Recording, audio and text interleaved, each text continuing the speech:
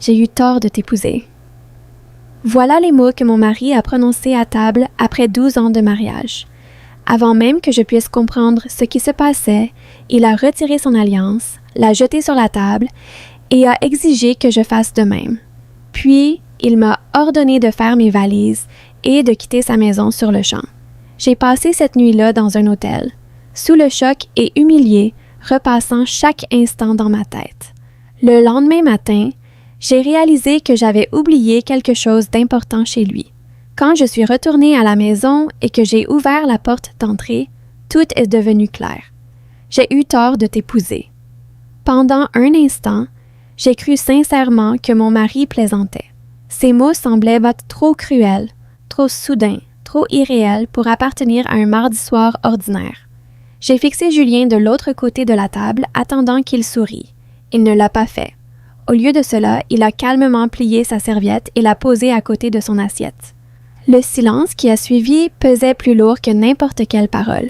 Nous étions mariés depuis 12 ans. Pas un mariage parfait, aucun ne l'est. Mais je pensais que nous étions solides. Nous possédions une belle maison en banlieue. Nous avions tous les deux des carrières stables.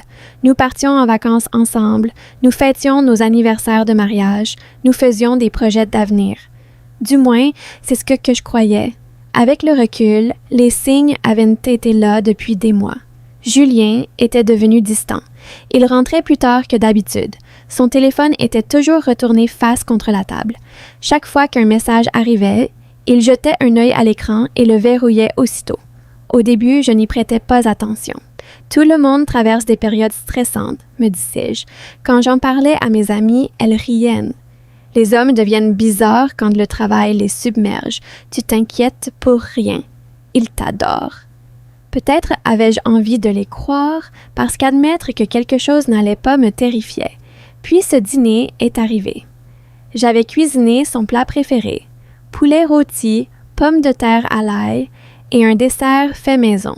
Toute la soirée avait une allure étrangement formelle. Julien parlait à peine. Il picorait dans son assiette sans vraiment manger. Finalement, il a repoussé son plat. « Il faut qu'on parle.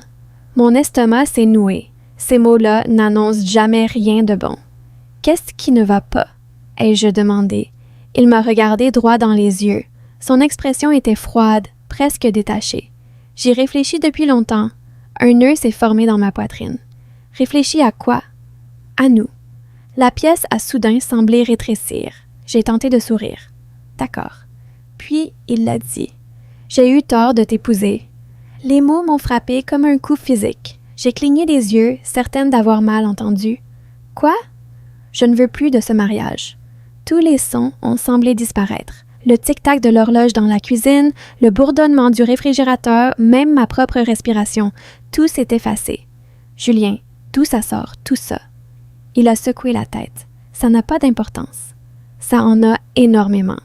Non, ma décision est déjà prise. Je l'ai fixée, attendant une explication, une raison, n'importe quoi. Au lieu de cela, il a porté la main à son alliance, l'a retirée lentement et l'a laissée tomber sur la table. Le métal a heurté le bois avec un bruit sec. Puis, il m'a regardé. « Donne-moi la tienne. » Je n'arrivais pas à croire ce que j'entendais. Quoi? La bague. Mes mains tremblaient. Julien, s'il te plaît, parle-moi. Il n'y a plus rien à discuter. Sa voix était totalement dénuée d'émotion, comme s'il négociait un contrat commercial plutôt que de mettre fin à 12 ans de mariage. Donne-moi cette bague. Les larmes me brûlaient les yeux. Lentement, je l'ai retirée. La même bague qu'il avait glissée à mon doigt 12 ans plus tôt, la même que je portais chaque jour depuis. Je l'ai posée à côté de la sienne. Pendant une seconde, j'ai cru qu'il hésiterait. Il ne l'a pas fait. Maintenant, fais tes valises. Je l'ai regardé, stupéfaite. Quoi? Tu dois partir. Ces mots semblaient irréels. C'est notre maison. Non, a-t-il répondu, c'est ma maison. Mon cœur s'est effondré. La propriété appartenait à sa famille avant notre mariage. Légalement, il n'avait pas tort. Émotionnellement, c'était dévastateur. Cette nuit-là, j'ai fait mes valises, 2 valises. Julien n'a jamais essayé de m'arrêter, ne s'est jamais excusé, n'a jamais rien expliqué. Il m'a simplement regardé faire. 1 heure plus tard, je m'enregistrais dans un petit hôtel de l'autre côté de la ville. J'ai à peine dormi. Mon esprit repassait la conversation encore et encore. Au matin, l'épuisement avait remplacé le choc. En fouillant dans mes sacs, j'ai soudain réalisé quelque chose. J'avais oublié une petite boîte verrouillée contenant des photos de famille et des documents personnels. Je ne pouvais pas la laisser là-bas. Alors, j'y suis retournée. La maison avait exactement la même allure. Calme, ordinaire, familière, mais tout semblait différent. J'ai déverrouillé la porte d'entrée et suis entrée. Puis, j'ai entendu des voix. Quelqu'un riait, quelqu'un qui n'était certainement pas Julien. Et au moment où j'ai avancé plus loin dans la maison, tout mon univers a basculé. Pendant un instant, je suis restée complètement immobile. La voix venait du salon, une voix de femme, riant, à l'aise, détendue, comme si elle était chez elle. Mon pouls s'est emballé. J'ai avancé prudemment dans le couloir. Chaque instinct me disait que je savais déjà ce que j'allais découvrir. Je n'étais simplement pas prête à le voir, puis j'ai tourné au coin. Et elle était là, une femme assise sur mon canapé, tenant une tasse de café, portant l'un des sweatshirts trop grands de Julien. Cette image m'a frappé plus fort que tout ce qu'il avait dit la veille. Elle s'est figée. Julien s'est figé. La pièce est tombée dans un silence instantané. Personne ne bougeait, personne ne parlait. Puis Julien s'est levé. « Tu n'étais pas censé revenir. » J'ai failli rire.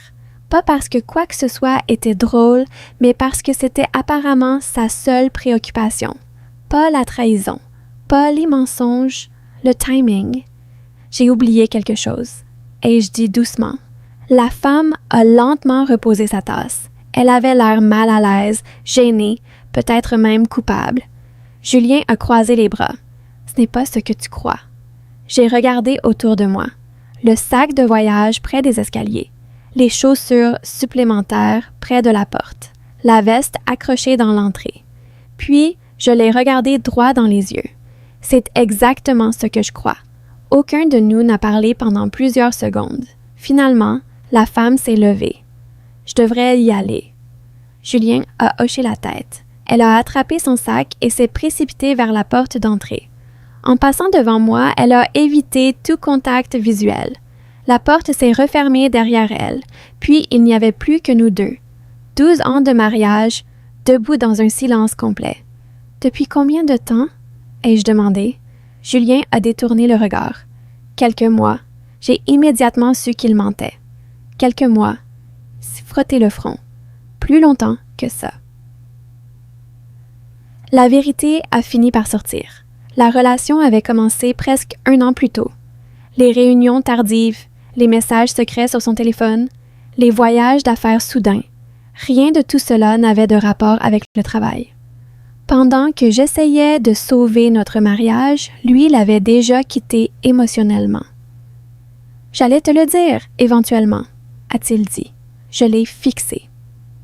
Éventuellement, je ne voulais pas que les choses deviennent compliquées. Cette déclaration était si absurde que je n'ai pas pu répondre. Il avait mis fin à notre mariage à table, exigé ma bague, m'avait jeté dehors, et il pensait avoir évité de compliquer les choses. Puis, quelque chose a attiré mon attention. Une pile de dossiers posés sur le comptoir de la cuisine. Des documents juridiques, des papiers financiers. Mes yeux se sont plissés. C'est quoi ça? Julien a hésité. Cette hésitation m'a tout dit. Je me suis approchée avant qu'il ne puisse m'arrêter. À l'intérieur des dossiers, il y avait des notes, des actes de propriété, des résumés financiers, des emails imprimés, des documents préparés depuis plusieurs mois. Il n'avait pas pris une décision soudaine. Tout cela avait été planifié, méthodiquement, patiemment. La maison, les finances, la séparation, tout. Depuis près d'1 an, il préparait un avenir qui ne m'incluait pas. Sans un mot, j'ai sorti mon téléphone et photographié chaque page. « Qu'est-ce que tu fais? » a-t-il demandé. « Je me protège. » Son assurance s'est immédiatement effondrée. Pour la première fois depuis mon arrivée, il paraissait nerveux. « Tu n'as pas besoin de ça. » Je crois que si. Au cours des semaines suivantes, d'autres vérités ont émergé. Des amis ont appris ce qui s'était passé. Des membres de la famille ont appris la chronologie réelle des événements. Les gens qui n'avaient entendu que la version de Julien ont enfin vu le tableau complet. L'histoire qu'il avait soigneusement construite s'est effondrée et sa réputation avec elle. Pendant ce temps, je me suis concentrée sur ma reconstruction. J'ai trouvé un appartement, repris le travail, commencé une thérapie. Petit à petit, la vie est redevenue supportable. Des mois plus tard, j'ai compris quelque chose d'important. Le pire moment de ma vie avait aussi révélé la vérité, pas seulement sur Julien, mais sur moi-même.